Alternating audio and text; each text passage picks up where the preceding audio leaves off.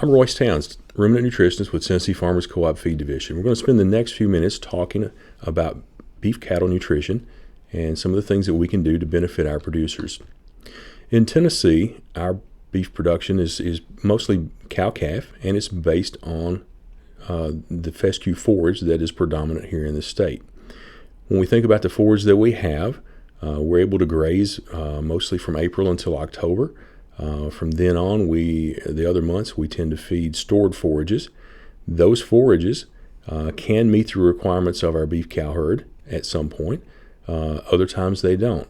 And when we talk about feeding and nutrition for beef cattle, we're talking about bridging that gap and filling those nutrient deficiencies that occur throughout the year. First, let's start out talking about the reproduction. That is the most important thing for a cow-calf producer, because reproduction is the same as profitability. We can talk about breeds and carcass traits and EPDs all you want to, but if you don't put a live calf on the ground, all of that is meaningless. In Tennessee, we have about a 79% calf crop weaned. That means that for every 5 cows in the state, we're able to produce about 4 calves. So there's lots of room for improvement. We're never going to reach 100%, but we can improve over where we are now and put more live calves on the ground. When we look at a chart of the nutrient requirements of a beef cow in Tennessee, you notice there as the chart moves from left to right, the red line goes up. As it starts to increase there, that's when she gives birth to her calf. Her nutrient needs essentially double once she has a calf. They peak out about 90 days post-calving. That's when she produces her most milk, and then they start to taper off. Somewhere along that line is where we want to get her bred back, and that's where a lot of the problem occurs. Because we're at such a high nutrient requirement at that point, they aren't able to meet those requirements from the forages or the hay that they're consuming at the time, and they tend not to breed until later, or they don't breed at all. That's what we'd like to address when we talk about supplementing beef cattle. Beef cattle have priorities for energy, and the reason they don't breed is because that's one of the last things they have a priority for. Much like your own budget there at home, there are things that you're going to pay for first, and there are things that are considered to be less important. For a beef cow, getting bred back is less important for her. If she's not able to meet the needs of all the things she's trying to do right now, the last thing she needs to do is get bred again. So what we want to do is make sure she has adequate energy, that she completes that list, and especially accomplishes the last thing there, estrus cycling and initiation of pregnancy. Now, cows don't have a fuel gauge on the side, and it's hard to tell maybe sometimes when they're getting enough energy, but body conditioning scoring is a good method of giving an estimate of where they are nutrient-wise. It's not very complicated. There's a 1 to 9 scale. But we can make it even simpler than that and just say that we're looking for a cow that's just right. The cow there in the top left obviously is too thin. You can see her spine, her hips, her ribs. She's not carrying enough condition. Is probably likely a cow that would not breed back. The cow on the top right is obviously too fat. She's carrying too much flesh. That's going to cause her problems with calving. That causes her to be expensive as far as upkeep. And if we put her in a situation where she's losing weight, that also signals her body that she doesn't need to get bred, even though she's overweight to start with. What we're looking for is a cow in the 5 to 6 body condition score range, and that would be the cow in the bottom middle there. We call her just right. One of the other issues that we're up against in Tennessee is the fact that when hay is at its optimum, usually in May here in Tennessee, we typically have lots of rainfall, so we end up putting off cutting hay until the hay tends to be more mature or over mature. And you can see there from the chart, as you move down from early bloom down through full bloom and mature, crude protein diminishes significantly. The fiber portion of the feed goes up, it becomes less digestible, and you see the energy components go down. So the more mature the hay is, the less value it is to our animals. This information came from the University of Tennessee's Forage Lab. In 2009, they summarized all the fescue hay samples that came in and compared those to the requirements of the animal. If you look at the black line there, that is the average of the crude protein of all the forage samples that came through. It came out at about a 10% average. The aqua color and the red there is the actual nutrient requirements, with the red indicating the deficiency. The requirement is more than what's provided in the hay. So you can see there, for a portion of the year, for a portion of the cow's requirements, they can't be met by the fescue hay. And while protein is important, energy is even more important. When we look at the TDN, which is an estimate of the energy value in the hay, for those same samples, you see that for a much bigger portion of that cow's requirements, she's deficient. So that's some of the things that we have to try to fix, to try to fill those gaps and make sure that we're not underfeeding those animals.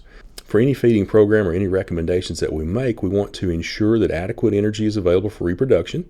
And that means that the cows need to be in a body condition score of about 5, heifers at a 6. We like to see them a little bit ahead. And we like to see them in that kind of shape about 60 days prior to calving. That puts them in the best position to be able to have a live, healthy calf, to produce good quality milk and good quality colostrum, and to be able to nurse that calf on through. We want to see those cows maintain that body condition through calving and lactation. And that means that not only do they need to be in good shape when they start, but they're going to have to receive enough nutrients so they don't lose a lot of weight as they're producing a lot of milk. And that also can mean that we might need to feed thin cows separately. When we look at a herd of cows or a large group of cows, you may have some individuals that need to be fed at a higher rate or a higher level than the average of the herd. As far as products and recommendations for feeding those animals, we want to, first of all, since forage is the base, we want to use the best possible forages at calving. Now, the only way to know which ones are best would be to pull some samples and have them tested at the lab so that we know what the energy and protein levels are. And then you can identify which ones are best and use those at calving. And then when we've determined what those levels are, we can determine where the deficiencies are, and we can supplement as needed. In most cases, the best value for the farmer is going to be to provide a high energy, low starch type feed that will complement the forages. And we're talking about a fiber friendly type feed. The 94-176 line of feeds, the 14% selects, 18% cattle supplements, item 456. And in the worst case scenario, where we have some really poor quality hay, we might want to use the 26% Beef Builder Max Cubes, item 94454. Now, I mentioned that those were the best options. Sometimes, because of the producer's schedule or the way they want to operate, they don't consider those to be valid options for them. They may be looking for a convenience type supplement, and we have those as well, and they can do a good job of providing extra nutrition as well. We have the Rationalix tubs, the Sensiblix tubs, and we also have the Prolix liquid feed. Before we talk about those, I wanted to mention the Supreme Repro blocks. When we talk about providing some type of self-fed protein, vitamin, and mineral, this is probably the best buy that the producer can put his hands on. These are available in the convenient 33 1/3 pound blocks. That means that you don't have to worry about getting hurt trying to move a 200-pound tub. They're easy to feed. Kids and wives can handle those. These blocks are fortified with vitamins and minerals along with the protein, and they are made with an all-weather technology, meaning that they are more weather resistant. They don't fall apart when they get rained on a little bit. When you actually do the math on them, they are probably the most economical way of supplementing protein, vitamins, and minerals in a complete package to your animals. As we move down the line to the other convenient supplements, the Rationalix would be a convenient source of supplemental protein and energy. Those are the 200-pound tubs.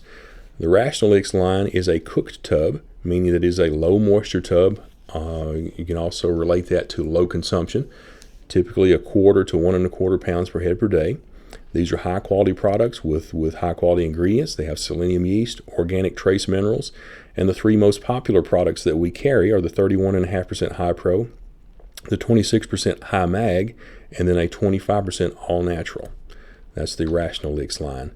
The Sensiblix line is a poured or a chemical tub, you hear it referred to sometimes, meaning that there is a chemical process that causes it to harden rather than cooking. We typically see consumption run a little higher on those, anywhere between 1 and 2 pounds per head per day. The recommended feeding rate is you put 1 tub out for every 25 to 40 head of cattle. That gives them adequate chance to get to the tub without the more timid animals being kept away from it. And the three most popular products that we carry in that line are the 25%, the 24% high mag, and the 16% all natural. And then finally, the Prolix supplement, which is a liquid feed. It's the ultimate inconvenience. It means that the farmer can have a tank filled by his local co-op. The animals come by and consume this in limited quantities, typically 1 to 2 pounds per head per day. It appeals to the producer that is part-time or has limited time to spend feeding his cattle. And in any case, we always recommend that you use a high-quality co-op mineral to go along with those supplements. So that's the co-op line of beef cattle supplements. Some information about those. If you'd like more information about the products or any of the recommendations that we've made, please contact your local feed specialist. Thank you.